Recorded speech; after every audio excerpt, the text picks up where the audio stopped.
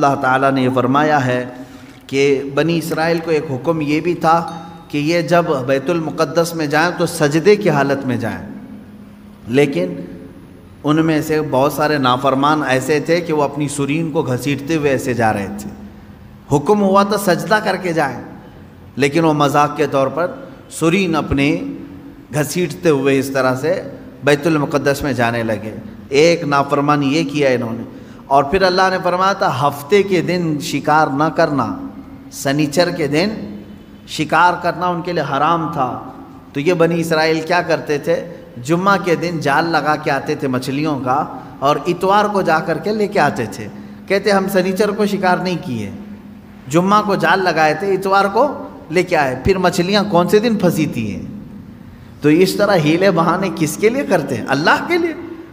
وہ اللہ کو دھوکہ دینے کی سوچتے ہیں، جیسے کچھ لوگ زکوٰۃ چھپانے کے لیے کرتے ہیں، سال ہونے سے پہلے کسی کو مالک بنا دیا، بھائی سال نہیں ہوا میرے پاس، وہ 6 مہینے رکھا اس نے واپس لوٹا دیا۔ تو یہ بنی اسرائیل کی وہی حرکتیں ہیں میرے عزیزو، اللہ کا عذاب آئے گا ان چیزوں پر۔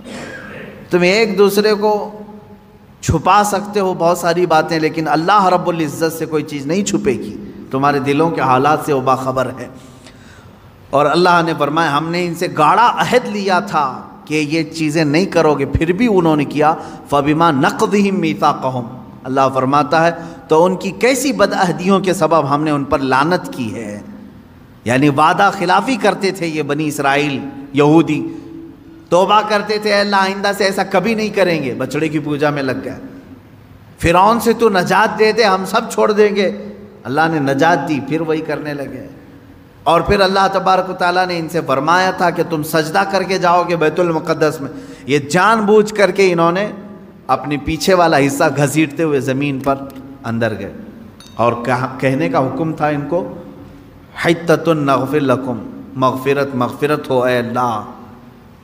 تو لیکن وہ کیا کہہ رہے تھے، حبۃ، اے دانہ ہی دانہ ہے، اناج ہی اناج چاہیے ہمیں، ایسی نافرمان قوم تھی۔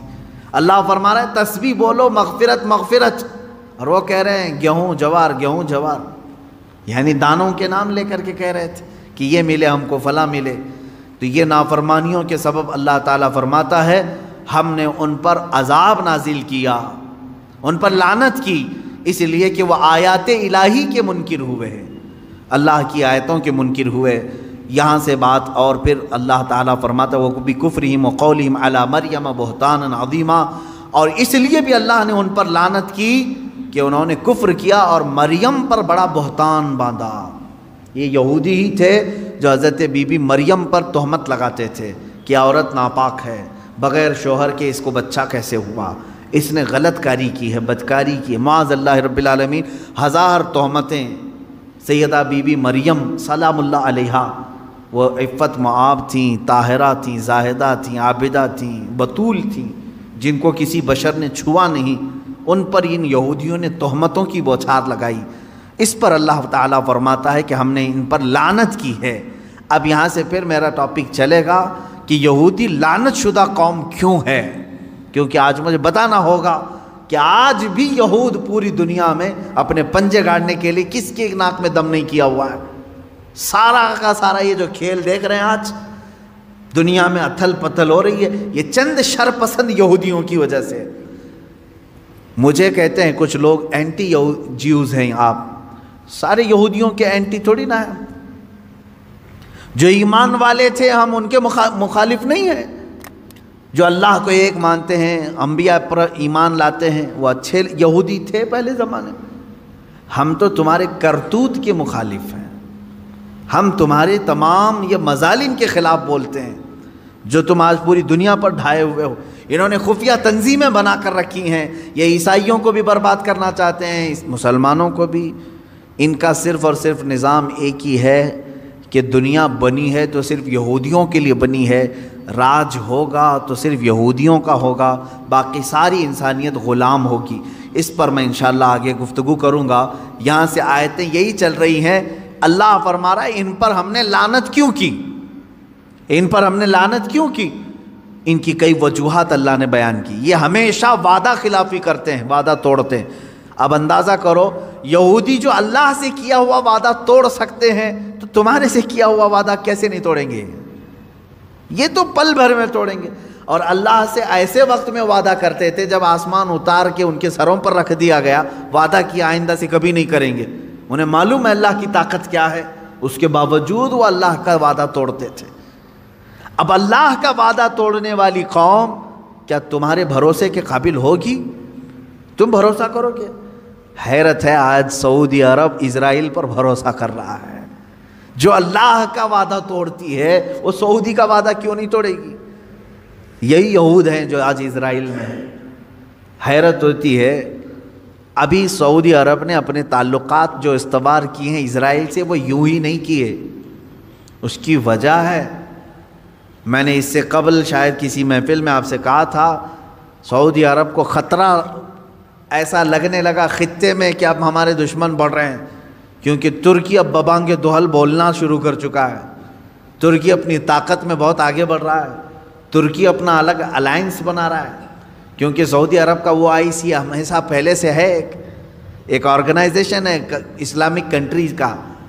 ترکی اس میں سے الگ ہو کر، پاکستان اس میں سے الگ ہو کر، ایران الگ ہو کر، چائنا کو بھی یہ لوگ شامل کر کے، رشیا کو بھی شامل کر کے، قطر کو بھی لے کر یہ اپنا الائنس بنانے لگ گئے۔ ہر خوف، یہ سیاسی معاملات ہیں جو دنیا کی سیاست پر نظر رکھتے ہیں، اچھی طرح جانتے ہیں۔ اب سعودی کو خطرہ ایران سے ہوا، خطرہ ترکی سے ہوا، تو گود میں جا کر بیٹھا اسرائیل کے، کیا آپ ہمارے مائی باپا ہو، آپ ہماری حفاظت کر لینا۔ اسرائیل نے ہاتھ رکھ دیا سعودی کو، تو میرا بچہ ہے، اگرچہ ناجائز ہے، ہم تو تیری پرورش کریں گے، ہم تیرے بیک سپورٹ رہیں گے۔ بس اتنی سی بات ہے کہ اسرائیل کا سپورٹ سعودی کو ملا اور UAE کو ملا۔ دبئی کی عمارتیں ہل رہی ہیں، کس بات پر؟ خوف سے۔ ہم نے تو آسمان چھوتی ہوئی عمارتیں بنائی، سیکورٹی تو نہیں ہے۔ جب آس پاس کے دشمن ملک، یعنی ملک دشمن ہو جائیں گے تو خطرہ ان کی بلڈنگوں پر بھی ہے، ہمیشہ لہرا رہی ہیں خوف سے۔ تو ظاہر سی بات ہے کسی ایسے کا ہاتھ ان کو چاہیے، لیکن انہوں نے کس کا ہاتھ پکڑا؟ اسرائیل کا ہاتھ پکڑا۔ یہ ہے اصل وجہ، ان کو اپنا خود کا علاقہ محفوظ کرنے کے لیے اسرائیل کا سہارا لینا پڑا۔ لیکن یہ وہ قوم ہے جو اسلام کا نام لیتی ہے۔ کاش یہ قرآن پڑھے ہوتے تو میں سمجھتا ہوں ذرا برابر ان کے دل میں ایمان ہوتا تو کبھی ایسی قوم پر بھروسہ نہیں کرتے جس قوم پر اللہ نے ہر نماز میں، ہر رکعت میں لعنت کرنے کا حکم دیا ہے، غیر المغضوب علیہم ولا الضالین۔ سورہ فاتحہ میں ہم کہتے ہیں اے اللہ ہم کو یہودیوں کے راستے پر نہ چلا، وہ مغضوب ہیں۔ مغضوب کا مطلب اللہ کا غضب ہے ان کے اوپر۔ جس قوم پر اللہ کا غضب ہے ان سے ہاتھ ملانا کہاں کا اسلام ہے؟ ہاں تمہارے سیاسی معاملات کے لیے ہاتھ ملاؤ، چوم لو، تم کو جو بوسے دینا وہ بوسے دے لو، تمہارے معاملات الگ ہیں۔ لیکن میرے عزیزو، اس طرح راستے ہموار کر لینا کہ تو میرا بھائی میں تیرا بھائی، آگ اور پانی ایک ہو نہیں سکتے۔ دیکھنا ایک وقت آئے گا، ہو سکتا ہے میری زبان بند کر دیں، لیکن میرے عزیزو جو کہہ رہا ہوں قرآن کی بات کہہ رہا ہوں۔ جو قوم عہد شکنی کرتی ہے، وعدہ خلافی کرنے میں مشہور ہے، اللہ نے قرآن میں فرمایا وہ اس سعودی کا وعدہ کب تک پورا کرے گی؟ دیکھو آپ انتظار کرو، ان کے اوپر جو ہاتھ رکھا ہے یہ کب تک رہے گا؟ جب تک اس کا خود کا مفاد رہے گا اس وقت تک اس کا ہاتھ رہے گا، اور جہاں ان کا مفاد ختم ہوا ان سعودیوں کو بندروں کی طرح نچائیں گے اور جیلوں میں ڈالیں گے۔ اس خطے پر وہ خود قابض ہوں گے، کیونکہ ان کا خود کا خواب ہے کہ ہم کو گریٹر اسرائیل بنانا ہے جو مدینے تک جائے گا۔ اسرائیل اتنا بڑا بنے گا کہ شام بھی اس میں آئے گا، جارڈن بھی اس میں آئے گا، اور پھر عراق کا کچھ حصہ آئے گا، مصر کا کچھ حصہ آئے گا، اور مدینے تک آئے گا۔ سعودی عرب اتنا بڑا ایک اسرائیل بنانے کا خواب ہے۔ آپ میپ دیکھ لیں گریٹر اسرائیل کا، اس میپ کے پر وہ کام کر رہے ہیں، محنت کر رہے ہیں، اور سعودی عرب یہ سوچ رہا ہے کہ ہماری یہ سیکورٹی کے لیے ہمارے تک آ رہے ہیں، چند دنوں کے بعد تمہاری کرسیاں ہل جائیں گی، اور اللہ رب العزت ہلائے گا۔ کیوں نہیں؟